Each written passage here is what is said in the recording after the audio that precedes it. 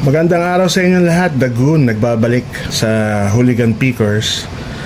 So, alam ko sa atin, tayong mga Pilipino, mahilig tayong humanga sa mga artista.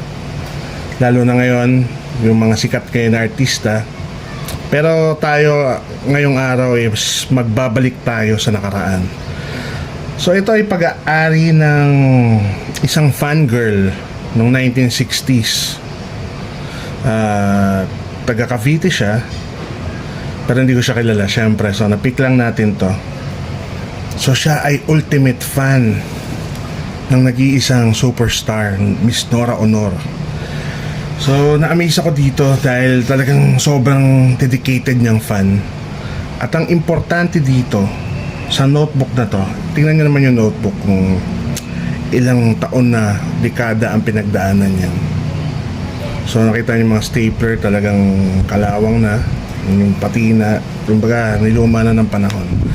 Ang pinakamalupit dito is ang dami niyang photos ng Guy and Pip. So syempre kung pinanganakan ng panahon na to, Guy and Pip, sila yung Katniel ng panahon nila.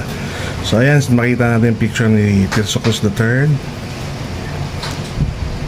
Hindi ko kilala yung lalaki, hindi man si Guy yan, pero siguro naka-love team niya. Correct nyo kung sino to, hindi ko na alam to kung sino artista. Ayan, mga Guy and Pip. So para sa panahon ngayon na naitago pa to, na still in good condition pa yung mga photos, is nakakabilib din talaga. So naswertihan natin na ma-acquire tong vintage items na to. Ayan o, Tirso Cruz III, Guy and Pip. Pakain ito ng Maria Leonora Teresa to, malamang. Ayan, picture ng love team. Gaganda ng mga picture dati, no? Tagang classic eh, yung itsura nila. Ayan pa, oh. Diba? Siyempre, Miss Nora Aunor, ayun, may pangalan ng studio, pero hindi ko na mabasa masyado. See, may hawak siya na, 45 niya. Batang-bata pa si Nora nito, oh. Another photo of Guy and Pip. At another photo, studio photo. Doon ako na-amaze dito nung nakuha ko siya. Kasi yung notebook ko, DIY. Tapos, para siyang, nandyan, album about Nora Aunor and Tirso Cruz III. Ayan. So, nandito lahat kung kailan pinanganak si Nora Aunor, saan siya galing, kaysa na nag-model, ganyan-ganyan. So, solid yung dedication nitong fan na to na gumawa. Pati mga kanta, oh, may lyrics. Ibang klase.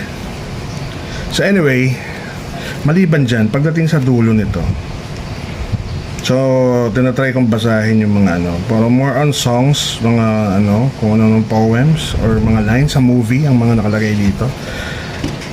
Dito sa dulo, lumabas na yung pagka-fangirl talaga ni ate. Yan. See? Isa-isayin natin, pakita ko sa inyo. Yung dedication, yung pagka-cut out. Dati kasi wala pang mga, syempre, diba? Dati lahat sa magazines, box mo na mababasa at makikita. So, ibang klase yung dedication nito. Noran yan. At syempre, ang value nito is, syempre, may kamahalan na dahil alam naman natin na wala na si Miss Nora Aunor. Nanay ko, tsaka mga tita ko, sobrang fan nito ni Nora Aunor. So, as a fan girl, no? Hanggang meron siyang section na puro cut out lang ni Nora Aunor. Grabe. So hindi natin alam kung yung may-ari nito is buhay pa ba or wala na dito, hindi na natin kasama. So Ayun, minsan may isang bata, di ba? Na grabe yung paghanga niya sa mga artista. Kasi hanggang ngayon, sobrang laki ng following ni Nora Honor hanggang ngayon, di ba? Kahit wala na. Lalo na nung namatay, di ba? Ang daming nagluksa talaga.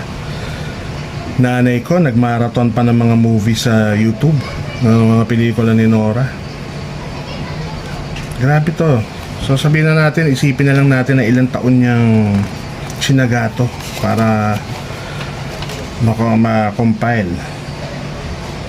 Diba? So may mga address dito, not sure kung ano to. Pero yun nga. Doon nagtatapos yung mga ano natin. So wala naman listahan ng utang. So yan, kitang-kita nyo pati yung notebook. It's vintage talaga. Kalawang lahat, pati screen. At syempre yan, diba? So yun lang mga ka-Hooligan Picker.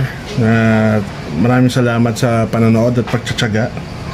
So ito yung tinatawag kong The Goon Corner, which is The Goon Collects, na I collect different kind of stuff, vintage items, memorabilias, halos lahat na nga eh. Kino-collect, basta collectible ko, collect ko yan.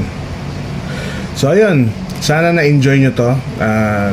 Sa mga fan ng Guy and Pip, magugustuhan nyo to. At yun, maraming salamat sa panonood. This is The Goon, and I'm fucking out.